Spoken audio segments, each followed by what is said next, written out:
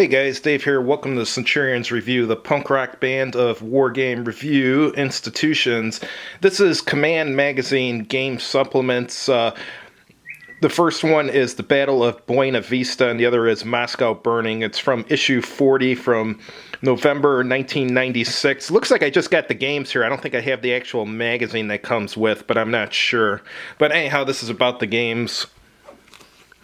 First one is the Battle of Buena Vista. Let's take a look at this and see what it's about. Buena Vista is a simulation of the battle between General Zachary Taylor's American Army of Occupation and the Mexican Army of the North under Santa Anna in northern Mexico, 23rd of February, 1847. Santa Anna hoped to defeat Taylor's force before returning south to stop Winfield Scott's invasion of central Mexico. The game covers only the decisive second day of the battle. To win the game, the Mexican player must defeat the American army and capture its supply base. The American player must avoid such destruction and reduce the attackers sufficiently so they would present no immediate threat to Scott. So that's cool. They have the victory conditions right in the intro. Let's have a little look through this rule book here. Alright, starts out talking about the components, and it's got the counters here, which have a morale rating, a shock combat rating, and setup location and unit ID. I love it when they put the setup location on the counter itself. Alright, now it's talking about leaders, and the leaders have a morale rating, a fire combat rating, and a shock combat value. And then it's got some other counters here, mostly informational or breastworks and so forth. And looks like it has the order of battle here. Alright, how to win says it's won on victory points representing damage to the enemy army. More damage done, the greater the impact on the war. Makes sense. And it's got random events, and here's the sequence of play. Sequence of play has an activation phase on turns 1, 2, and 3. Roll for the discovery of the stream crossing. And then on turn 5, roll for the Mexican reserve. On turns 10, 11, and 12, roll for rain. And the Mexican player may flip his artillery to its moving side if desired. And then activate Mexican leaders and activate American leaders. And then there's a Saltillo track phase, which is American movement, American combat, Mexican movement, Mexican combat. So it's I move, I fight, you move, you fight. And then it has impulses. Interesting. So there's a first American impulse, first Mexican impulse, second American and second Mexican impulse, and then a third American and Mexican impulse. So there's 3 impulses per turn. Sounds kind of cool so far. Alright, it's going over stream crossings, Mexican reserve attacks, rainfall. The battle historically was ended by a heavy winter rain, so I guess that's important in this game. And it's going over activations and leaders, and then movement.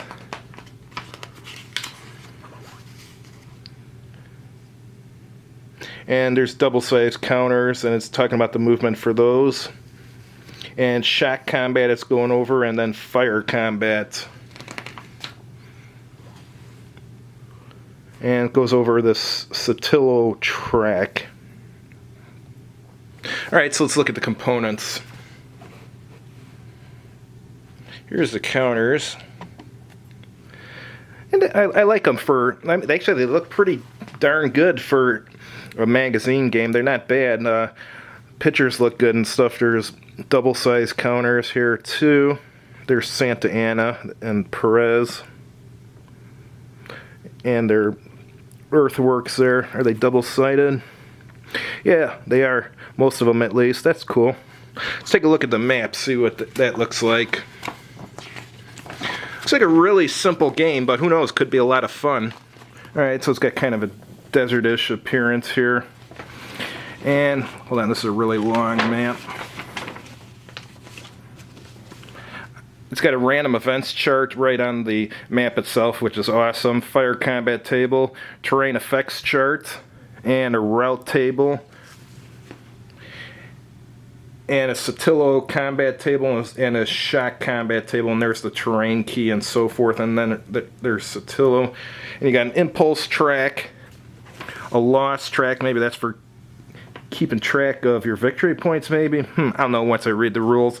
And here's a turn record track, which shows the different events like stream crossings and when the reserves attack.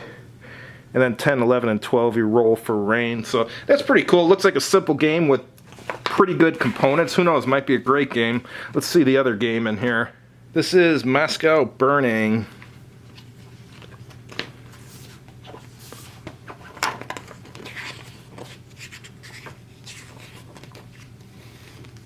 Let's go to the introduction and see what this is about.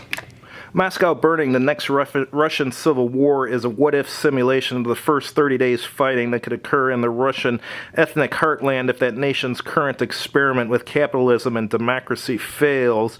For simplicity's sake and by historical tradition, the two sides in the game are referred to as the Reds and the Whites. In reality, of course, factions in a struggle this huge would have internal complexities great enough to provide historians and political scientists for generations to come with theses and dissertation topics, but it's a lot handier to use those two simple words than it is to,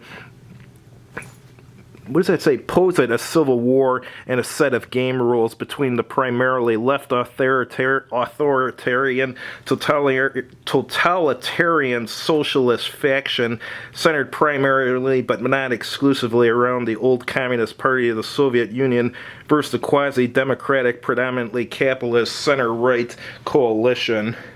In presenting this game, we at Command Magazine do not mean to create the impression we think the events depicted here most likely will, nor in any way should happen. Alright, blah blah blah, let's get on to the game. Alright, it says each hexagon represents 20 miles. You got strategic nuclear weapons, interesting. Going over game components. Alright, the counters here have a unit ID, initial placement, and movement factor. Interesting.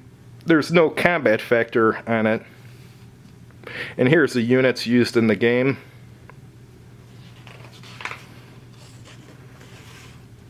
The big, what was that? Oh, that was an elite unit without the combat factor. Here's the heavy divisions. Those have a combat factor and a movement factor. Then you have militia units. It's even got a plague counter. Interesting. Tsarist government ground support, miraculous event, and victory point counters.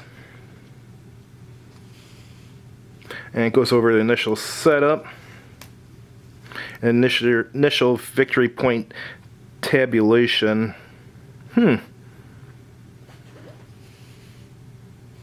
Alright, how to win.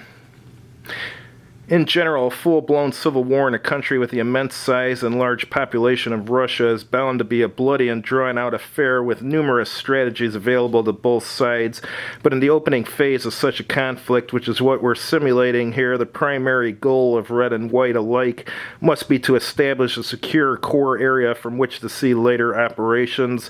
Hence, these victory conditions are determined largely on the basis of the control of the urban population centers, which are the city hexes, shown on the map. And winning, the side with the most victory points wins.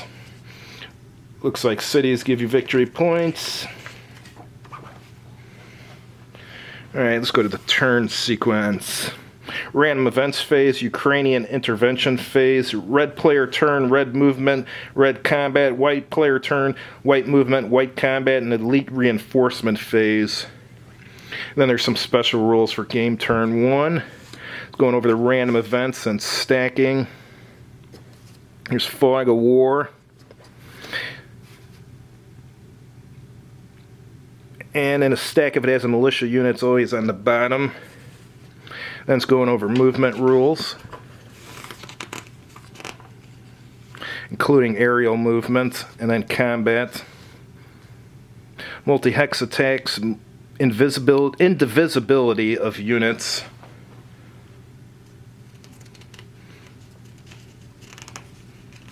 And it's going over military and heavy division step losses. And back here it's going over elite reinforcements. Interesting. Looks like a really simple game, but just like the other one, might be a lot of fun. Let's take a look at the counters now. Oh, this is a strength record sheet. First thing I notice, you have mushroom clouds here, and then you have these skulls and bio, so maybe the skulls are for chemical warfare.